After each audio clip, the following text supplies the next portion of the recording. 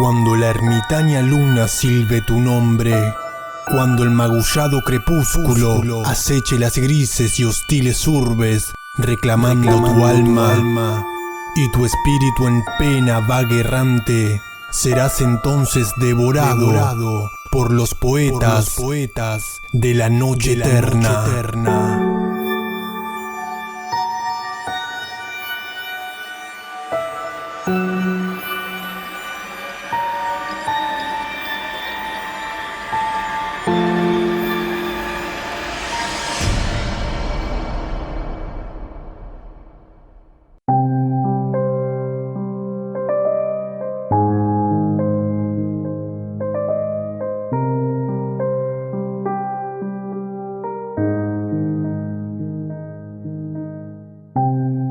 Hoy les presentamos El retrato oval de Edgar Allan Poe, publicado en el año de 1842 y tuvo como título original La vida en la muerte.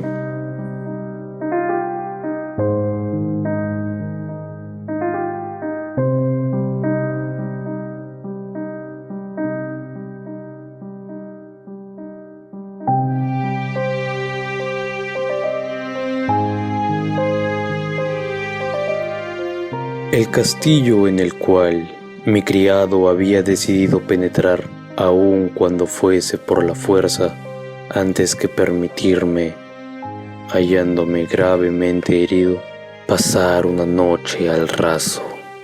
Era uno de esos grandes edificios, mezcla de melancolía y grandeza, que durante tanto tiempo han erguido su ceñuda frente por entre los Apeninos, no tanto en la realidad como en la fantasía de Mr. Radcliffe. Según todas las apariencias, había sido temporalmente abandonado y en fecha muy reciente por su dueño. Nos instalamos en una de las habitaciones más reducidas y menos suntuosamente arregladas. Estaba situada en una apartada torre del castillo. Su decorado era rico, pero ajado y viejo.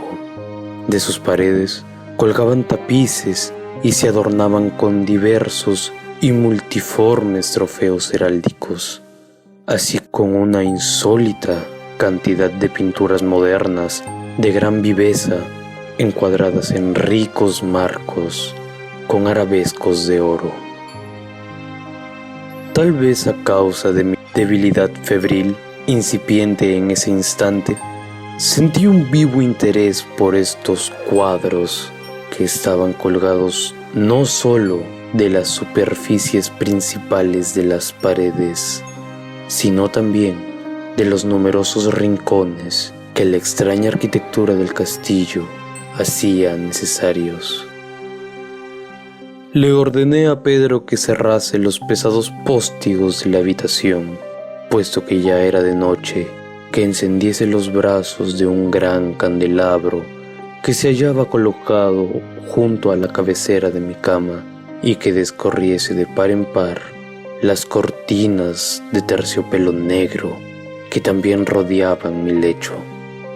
Deseaba que se hiciera todo aquello para que al menos, si no llegaba a conciliar el sueño, pudiese distraerme alternativamente con la contemplación de aquellos cuadros y entregarme a la atenta lectura de un pequeño volumen que habíamos hallado sobre la almohada y que contenía la crítica y descripción de cada uno.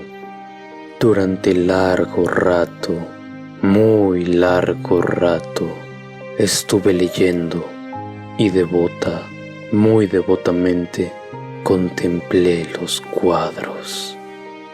Las horas transcurrieron rápida y maravillosamente, y llegó la profunda medianoche.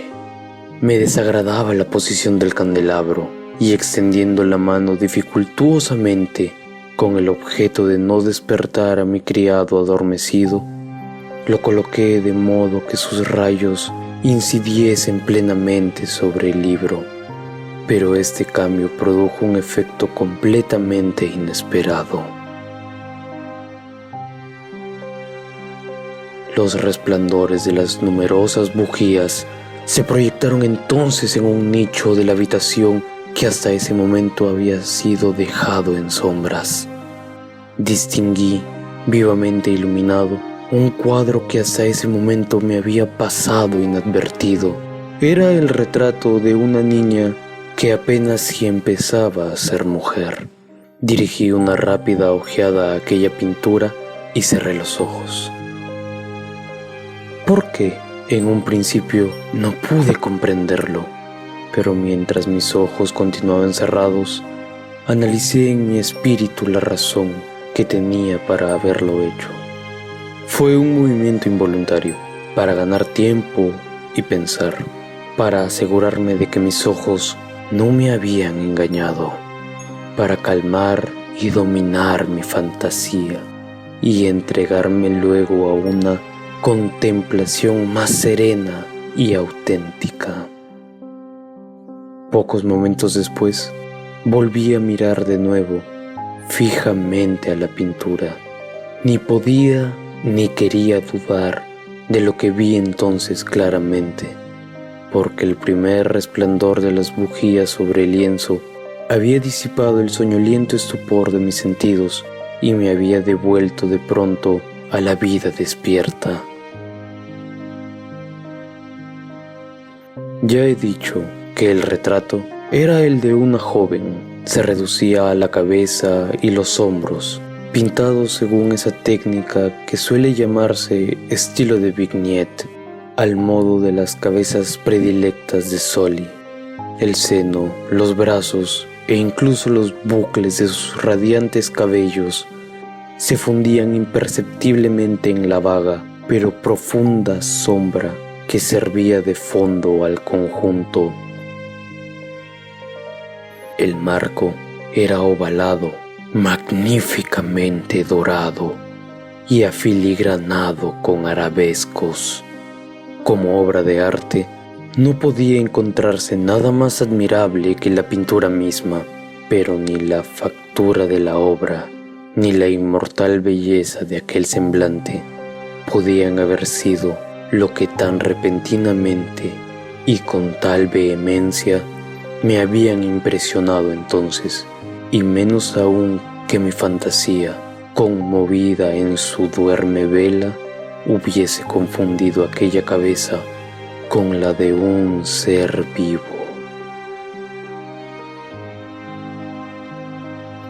Me di cuenta en el acto de que los pormenores del dibujo, el estilo vignette y el aspecto del marco hubiesen disipado inmediatamente semejante idea y me hubieran evitado toda otra distracción, aun cuando fuera momentánea. Reflexionando seriamente con respecto a aquello, tal vez durante una hora, permanecí medio tendido, medio sentado y con la mirada fija en aquel retrato. Por último, satisfecho de haber acertado con el secreto real del efecto que producía sobre mí, me acosté completamente de espaldas sobre el lecho.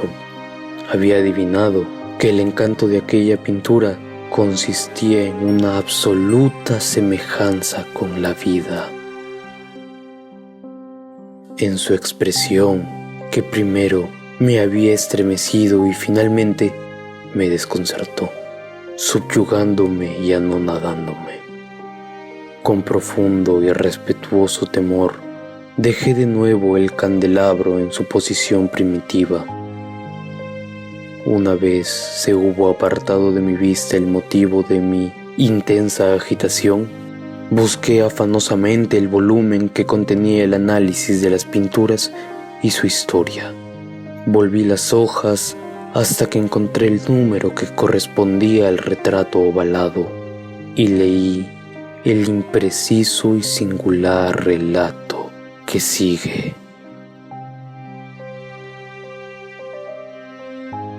Era una joven de particular belleza y no menos amable que llena de jovialidad, pero malhadada fue la hora en que vio, amó, casó y vivió con el pintor, el apasionado, estudioso, austero y teniendo ya una esposa en su arte, ella, joven de rara belleza, y no menos amable que llena de jovialidad, solo luz y sonrisa, y juguetona como un cervatillo, amante y cariñosa para todas las cosas de este mundo, odiaba solamente el arte, que era su rival.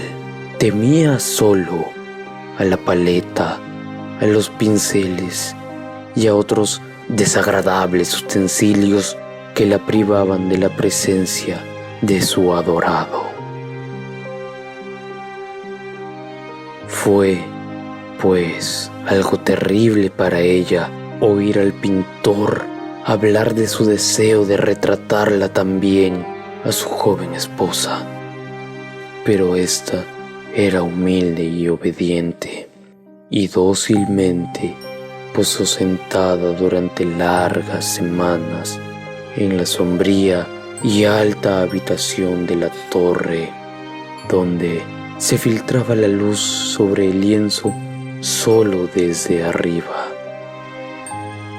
Pero el pintor ponía toda su afición en la obra, que adelantaba de hora en hora y de día en día, y era el hombre un apasionado, era vehemente y caprichoso, se perdía siempre en fantasías.